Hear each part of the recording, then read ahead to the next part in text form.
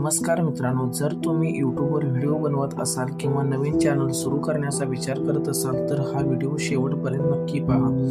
यूट्यूबने त्यांच्या मॉनिटायझेशनच्या नियमांमध्ये आत्तापर्यंतचा सर्वात मोठा बदल जाहीर केलेला आहे. 1 फेब्रुवारी 2027 पासून वॉच टाईम आणि शॉर्ट्स व्ह्यूजचा क्रायटेरिया बदलणार आहे. परंतु घाबरू नका.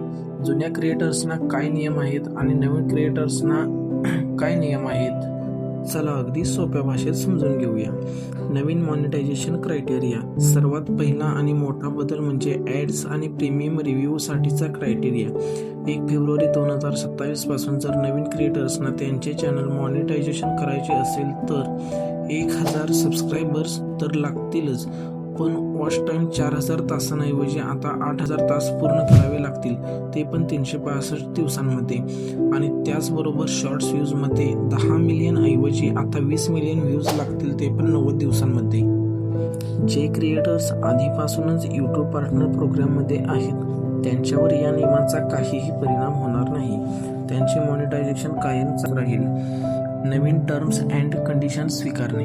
अत्यंत महत्त्वाची गोष्ट, तुम्हा सर्वांना 31 जानेवारी 2027च्या आधी YT स्टुडिओमध्ये जाऊन कॉमर्स प्रोडक्ट मॉड्यूलचे नवीन नियम स्वीकारायचे आहेत. जर तुम्ही 31 जानेवारीपर्यंत हे नियम ॲक्सेप्ट केले नाही तर 1 फेब्रुवारी 2027 पासून तुमची कमाई बंद होईल आणि नियम स्वीकारल्याशिवाय ती पुन्हा सुरू होणार नाही. फॅन फंडिंगचे नियम. आता पाहूया लहान क्रिएटरसाठी काय अपडेट आहे. मित्रांनो, फॅन फंडिंगच्या नियमांमध्ये कोणताही बदल झालेला नाही. तुम्ही आजही आणि पुढेही 500 सबस्क्रायबर्स, 3000 वॉच टाईम किंवा 3 मिलियन शॉर्ट्स व्ह्यूज पूर्ण करून फॅन फंडिंगद्वारे कमाई सुरू करू शकता. म्हणजे सुरुवातीची कमाई लवकरच सुरू होईल. चॅनल ॲक्टिव्ह ठेवण्यासाठी महत्त्वाचे नियम. आणखी एक महत्त्वाचा नियम म्हणजे चॅनल ॲक्टिव्ह ठेवण्यासाठी 1 फेब्रुवारी 2027 नंतर जर तुमचे चॅनल मॉनिटायझेशन ठेवायचे असेल तर तुम्हाला खालीलपैकी एक गोष्ट पूर्ण करावी लागेल. गेल्या 365 दिवसांमध्ये 1000 तास वॉच टाईम किंवा गेल्या 90 दिवसांमध्ये कमीत कमी 2 लाँग व्हिडिओ अपलोड करणे आवश्यक आहे.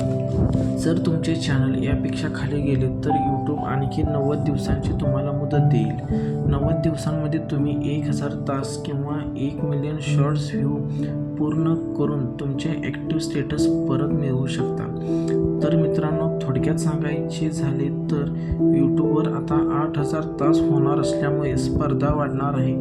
त्यामुळे जर तुम्हाला 4000 तासांच्या जुन्या नियमांमध्ये चॅनल मॉनिटायझेशन करायचे असेल तर 2027 येण्यापूर्वीच मेहनत करा आणि चॅनल मॉनिटायझेशन करून घ्या.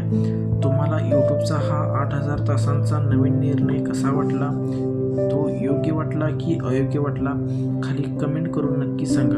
व्हिडिओ माहितीपूर्ण वाटला असेल तर एक लाईक करा आणि यूट्यूबच्या अशाच नवनवीन अपडेट्ससाठी आणि इतर माहितीसाठी आपल्या चॅनलला नक्की सबस्क्राईब करा. धन्यवाद.